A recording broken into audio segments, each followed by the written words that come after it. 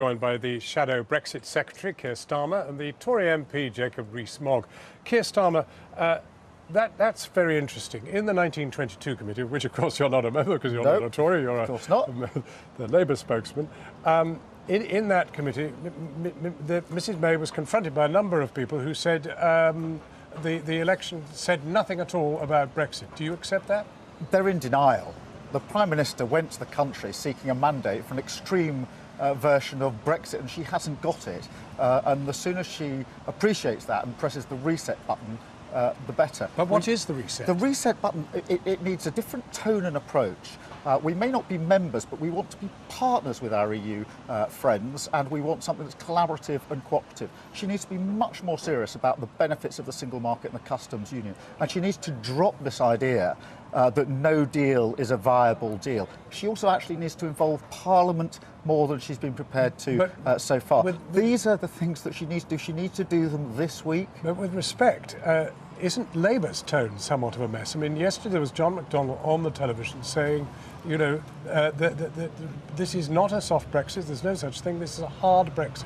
The Labour Party position has been absolutely clear, was set out in our manifesto. But he's your shadow chancellor. Absolutely clear, and it was an agreed position, which is we fight for the benefits of the single market and the customs union.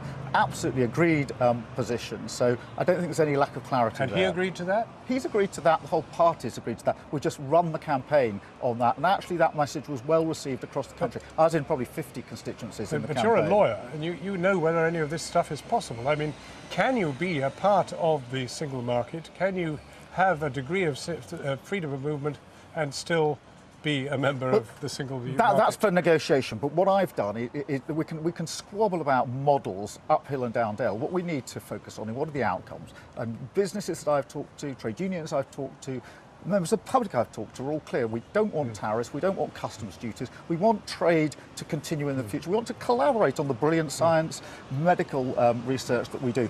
Clearly, I think there's a consensus for a progressive, sensible approach to all of this, and the sooner we get to that, the better. Jacob Rees Mogg, you are a Leave merchant, but it looks very much, if you take the Sun newspaper's poll, which is a very interesting one, of the MPs who are now in there, you're in the minority quite severely by a factor of about 60 members. Well, last year, the British people voted to leave the European Union.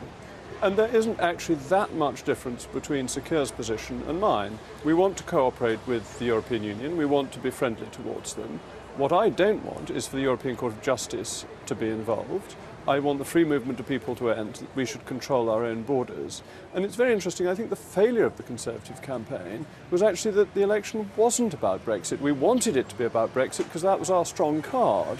But Labour, possibly because Sir Keir is so capable, managed to neutralise it and avoided campaigning on Brexit because... If you agree with Sir Keir, then you're in favour of being part of the single market? No, definitely not, because you can't be in the single market without free movement of people. And people clearly voted against free movement of people a year ago. But the Labour Party during the campaign... Do you think anybody ever knew what the single market was a year ago? They knew what the free movement of people was. Did they know what the single market was? They were... Well, whether they knew the precise terminology, but they clearly knew what free movement of people was, which is a condition of it.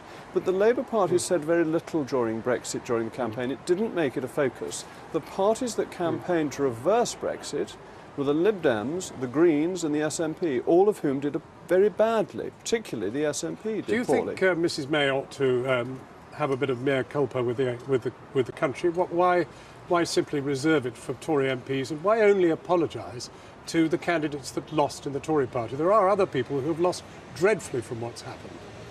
Could you be more specific? What have people lost from the general election? Do you think this shambles in which we find ourselves is in any way a respectable condition? What do you think other countries are thinking what's going on here? I think you are classically overstating what has in fact happened. The Prime Minister goes into an election looking for a major mandate for the biggest constitutional change in recent history. And you call it a shambles. You say that it's a butcher's slaughterhouse. This seems to be an extraordinary thing. You use that phrase, not me. No, that's what a shambles means, which I'm surprised you don't know.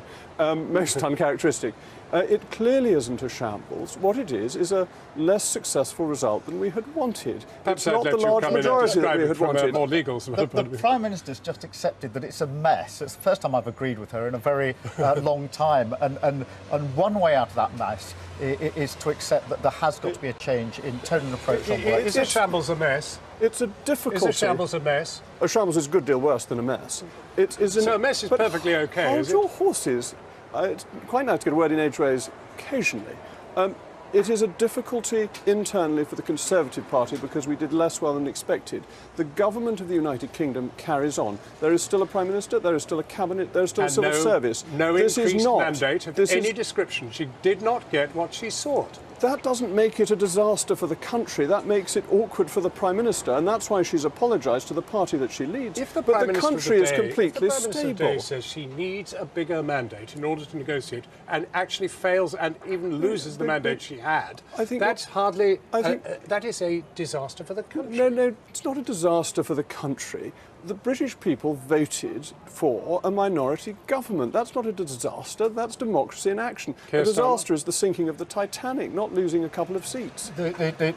I'm afraid Jacob's in denial and the Prime Minister's been in denial. They've got to recognise the scale of the failure last Thursday and do something about it. Keir Starmer, Jacob Rees Mogg, alas, our Party, time not is for the up, but nation. thank you very much indeed for joining us. I'm going to learn what shambles means.